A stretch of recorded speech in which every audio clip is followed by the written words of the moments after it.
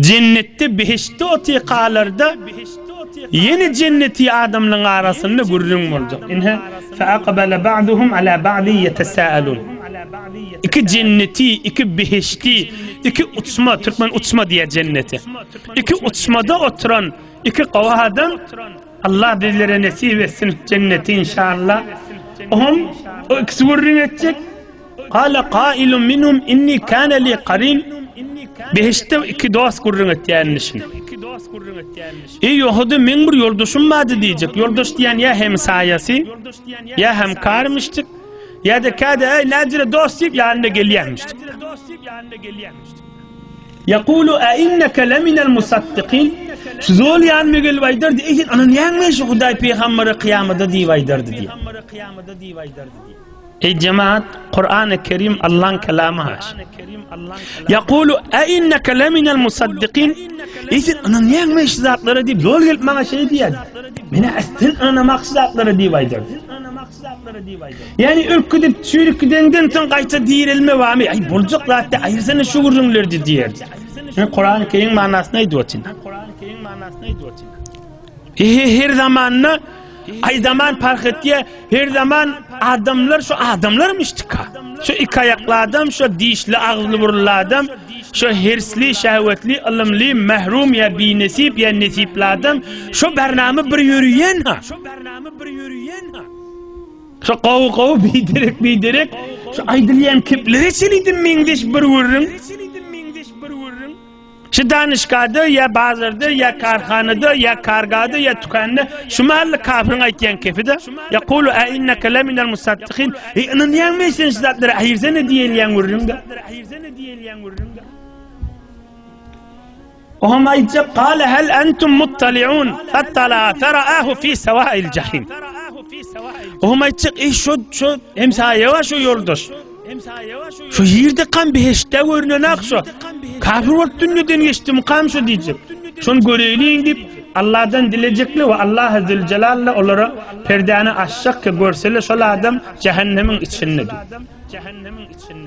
On bir behişte uçmadaki, o doğuzaktaki kafir olup öteni ömrün günahını yüzüne getirip ayırsan ait yalan niyen adama aytacak. قال تالله إن كدت لتردين ولولا نعمة ربي لكنت من المحضرين. Yine mübarek 56. 55. ayetin manası. 57. قال تالله إن كدت لتردين. Sen tas beni helak et yedin ha, sen beni oduklu yedin ha diyecek. Uçma behiştin içinden dozaktaki ol bu dünyada ayırsana diyen birbirini gördüler halini. وَلَوْلَا نِعْمَةُ رَبِّي لَكُنْتُ مِنَ الْمُحْضَرِينَ. Hudaya şükür Allah'ın fazlı, Allah'ın nığmeti, Allah'ın rahmeti bilen Allah saklayıptır dozaktan diyecek. O adam mıdam kovluğunu Hudaya nispet beleyendir. Hudaya şükür bana nasip etti. Hudaya şükür bana nasip etti. Hudaya şükür Allah bana kukludi. O adam mıdam şudur. Cenneti varını da adam şikayet çıktı. Ay men ödüm dayucadım da diyecekti Allah. وَلَوْلَا نِعْمَةُ رَبِّي لَكُنْتُ مِنَ الْمُحْضَرِينَ. Allah'ın fazlı bana şamil oldu. Hudaya'nın rahmeti ben üstüme yağdı. Hudaya şükür Allah men sakladı diye başladı. O adam mıdam edepli. O adam mıdam kovu işini Allah'a nispet verecek. Kıyınçılık da varsa Hudaya'dan savgat deyip duranlar. Vel kader hayri ve şerri minallahi teala diye. Bir direk adam da mıdam Hudaya'dan algılla. Bir iş edeyin, bir Hudaya'dan dileyin, bir uğrunu düşeyin diyemeyede. Mıdam Hudaya'dan algılı, milletten algılı, Ahumoğlu'dan algılı, Mescid'den algılı, Kur'an'dan algılı, Er'den algılı, hem kişiden narahatta. Mıdam değerini gülla. Mıdam özyenden öz delil, mıdam da narahatta. Tamamen vücudunun narahatta. O adam da yüreği nurlu, imanlı, Allah'ın fazlı, Allah'ın keremi, Allah'ın rahmeti deyip tuğda. O şey cennete varacak da. وَلَوْلَا نِعْمَةُ رَبِّي لَكُنْتُ مِنَ الْمُحْضَرِينَ. Allah'ın fazlı bilen Hudaya şükür cennete varttın yoktu. Ben de şeyler geltilecekmiştim diyecekti. اَفَمَا نَحْنُ بِمَيِّتِينَ. إلا موتتنا الأولى وما نحن بمعذبين إن هذا لهو الفوز العظيم لمثل هذا فليعمل العاملون. وهم بيجين وقتك إني biz ölmeyes mi diyecek? Şu bir ölük tamam oldu mu diyecek? Biz behişte inni bize azap yok. Biz ölüm yok mu diyecek? Hoş olup begin. İnne Allah Zülcelal aydiye limisli hâzâ felya'melil âmilûn. Sana bana aydiye. Şu cennetten çürüyüm amel etsin, rahmet çeksin, ihlas etsin, yortacak adam diye. Sana bana aydiye. Beşer insaniyete aydiye. İnsu cina aydiye. Tamam mükelleflere aydiye. لمثل هذا فليعمل العاملون. إن الله ذو الجلال قدرة كلام النايدوتي. إن شي جنة شي زاد كوكوزب شي زاد gözüme önüne koyup aydıbotin şundan çireyim amel edecek adam amel etsin. İne bir de meydan. İne bir de meydan. İne bir de meydan. Yoldaşından çireyim. Mehabbet etmeden çireyim. Hiç kimin haberi yok vaktinde Allah Zülcelal çağırmadan çürüyüm.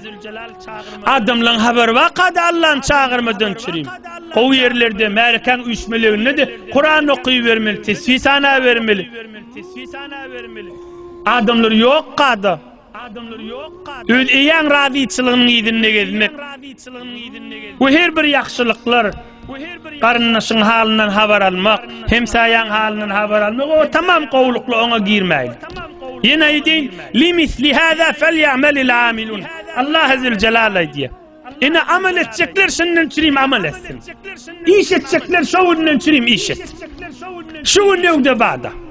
Ve bize de hudaya şükür fırsat bak. Hani fırsat mı? Şeşşime halka oturan lahzamızda. Şayet öyümüze yetmedi. Allah Zülcelal iman baylığına uzak ömür versin emmemize. Parahatçılık, emniyet, imanın eteğinde. Emme fırsat şımahal. Dünya geçti. Eğer Huday bize ömrü verse, ertinen olacak, şunu düğün mulk kaliye. Hemen ertaştan biz gururun edecek, öten akşam diyecek. Hatsana, şımahal kotur şımıda. Bizim şımahal düğünümüz var da şımahal cımğoğun akşam, erti şembe. Emme öten akşam. Öten akşamın gururunu var. Biz öten akşam 500 kovasında bir toyda gururun verdik. Yani şımahalle öten akşam olacak da Allah ömrü verse erti akşam. Erti akşam daşlı vurunna bir toy oynarlık da daşlı vurunna hemen biz gelecek. Öten akşam biz mübarek tefsirde tıka diyecek da. Bu şunun yalı kıyamet meydanına da dünya düğün mulk kalacak da. Bu şunun yalı mahşer meydanına şu bizim dünyamız düğün mulk kalacak. Bu kıyamet meydanında yine düğün mulk kalacak. Ya beheşt ya cehennemden çürüyüm. Yine açık. Dünya ve ahiret Allah Zülcelal Kur'an-ı Kerim'de aydıp ine ak manasını gününün oturan cemaat, gününün sonra zept boltu eşçek cemaat, gününün dirman manaları eştip dirman nurunu bidirini sindirip durun günün dururlar. Allah'ın kelamının manasını eştip oturuyor. Allah Zülcelal hemmenizin kursanız öyünüz bilen, içeriğiniz bilen, dost yarınız bilen rahmet nuruna karkasın.